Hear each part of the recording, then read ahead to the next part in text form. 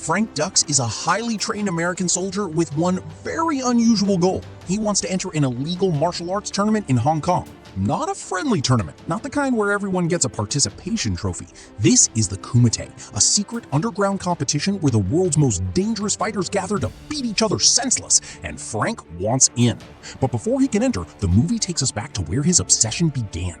As a young boy, Frank breaks into the home of a Japanese man named Senzo Tanaka. Frank isn't there to steal anything, he's there to take a sword. Unfortunately for him, Tanaka catches him. And instead of calling the police, Tanaka decides to teach the boy a lesson himself. Frank is completely outmatched, but he refuses to give up. And that determination catches Tanaka's attention. So instead of throwing him out, Tanaka takes Frank under his wing. Frank begins training in martial arts alongside Tanaka's own son, Shingo. At first, Frank is just a kid trying to keep up, but over the years, he becomes stronger, faster, and far more dangerous. Eventually, Frank and Shingo become like brothers. Unfortunately, their happiness doesn't last.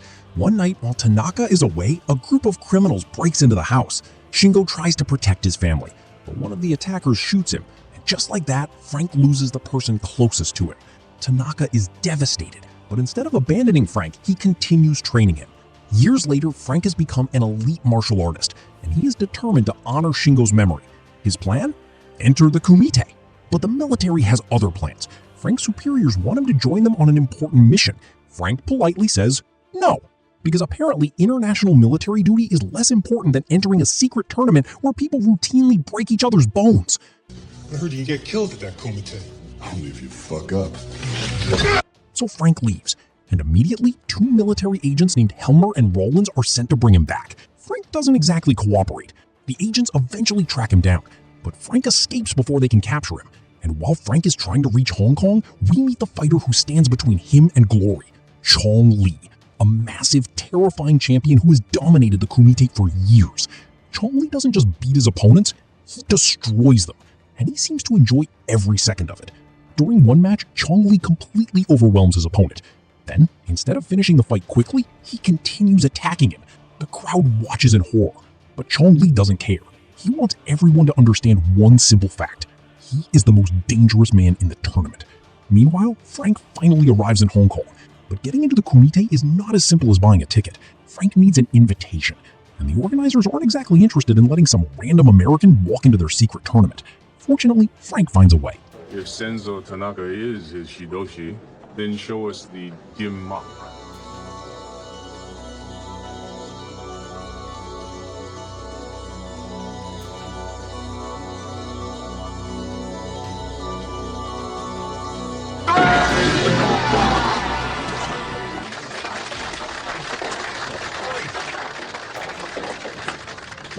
Very good. But break, not hit back. Along the way, Frank also meets Janice Kent. Janice is a journalist investigating the Kumite, because apparently even an illegal underground martial arts tournament has journalists trying to get exclusive access. Janice wants to expose the competition. Frank wants to win it. So naturally, they begin working together. The tournament finally begins, and immediately the fighters start beating each other like they have personally offended one another. The rules are simple. Fight, win, try not to die. Frank enters his first match, and while his opponent is strong, Frank is faster, much faster. He uses a combination of kicks, punches, and lightning-fast attacks to overwhelm the fighter. Just like that, Frank wins his first Kumite match. But the competition only gets harder. Another fighter tries to intimidate Frank. Frank responds by kicking him in the face. Apparently, that is his preferred method of communication. As the tournament continues, Frank proves that he is not just another fighter. He is one of the best competitors in the entire competition. Meanwhile, Ray Jackson is also making his way through the tournament, and he is doing it with his usual subtlety, which is to say,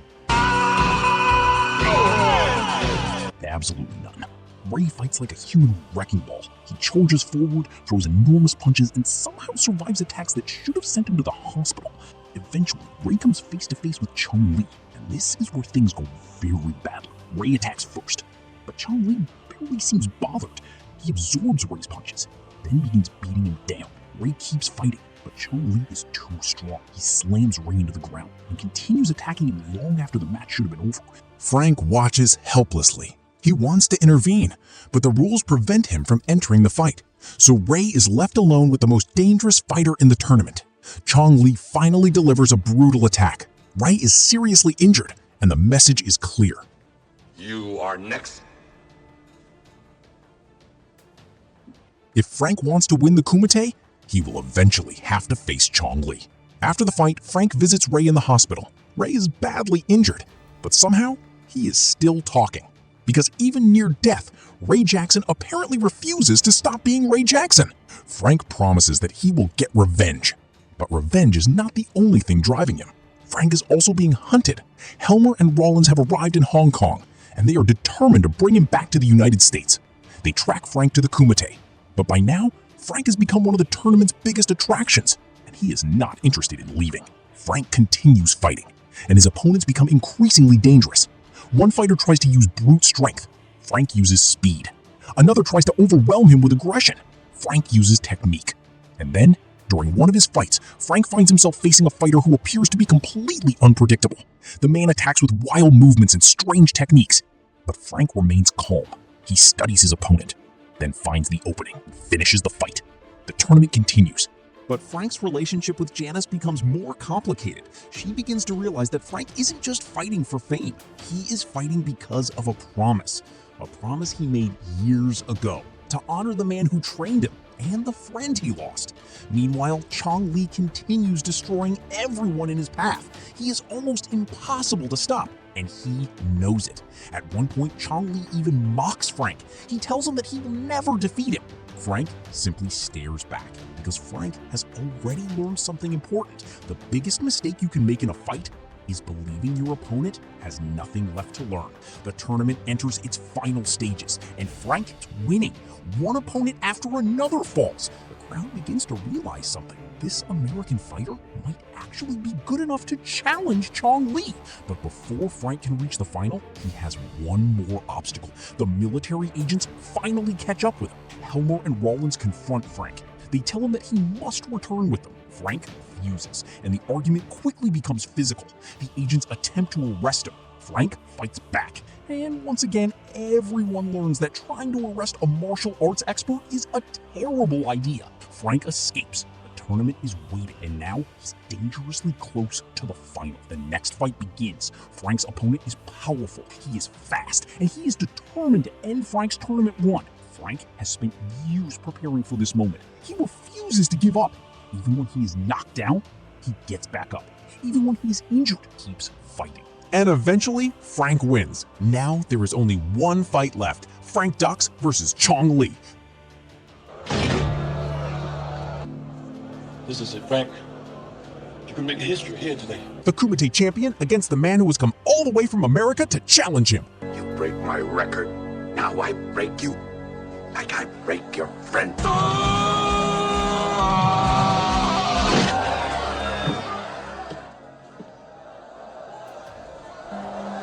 The final begins, and immediately Chong Li dominates. He is bigger, stronger, and far more experienced in this tournament. Frank tries to attack, but Chong Li counters everything. Then Chong Li begins playing with him, because apparently being terrifyingly strong is not enough. He also needs to be incredibly annoying. Chong Li taunts Frank. He tells him that he is going to break him, and for a while, it looks like he might. Frank is thrown across the arena. He is beaten down, and the crowd begins to wonder if the fight is already over. But Frank refuses to stay down. He remembers Tanaka, he remembers Shingo, and he remembers the promise that brought him here. Frank gets back up. Chong Li attacks again, but this time, Frank is ready. He begins using speed instead of strength. He moves around Chong Li. He dodges the big attacks, and slowly he begins finding openings. Chong Li becomes furious. He charges forward, but Frank counters him. The fight becomes faster, more brutal, and more desperate. Both men are exhausted. Both are injured, but neither is willing to surrender. Chong Li lands another devastating attack. Frank collapses. The referee begins counting, but Frank rises again. And now, the final battle reaches its climax. Chong Li attacks with everything he has. Frank dodges, counters, and strikes back. Then, with one final burst of strength, Frank defeats Chong Li. The champion is finally beaten. The crowd erupts. Frank has won the Kumite. But Chong Li refuses to accept defeat. Even after the fight is over, he tries to attack Frank again. Frank stops him, and in one final act of mercy, he chooses not to destroy the man who tried to destroy him. The tournament is over. Frank has achieved his goal. Before he can celebrate, Helmer and Rollins return. They've finally caught up with him, and now Frank is forced to face the consequences of leaving the military. But after everything he's survived, a couple of angry agents are hardly the biggest problem of his day. Frank returns to the United States, and the story ends with him having achieved what he came for. He entered the most dangerous martial arts tournament in the world. He faced the most terrifying fighter in the competition. He won, not through brute strength, not through luck.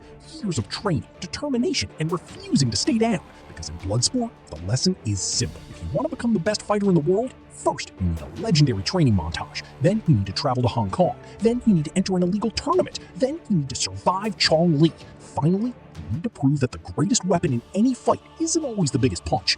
Sometimes, it's the fighter who refuses to quit. And that fighter is Frank Dux.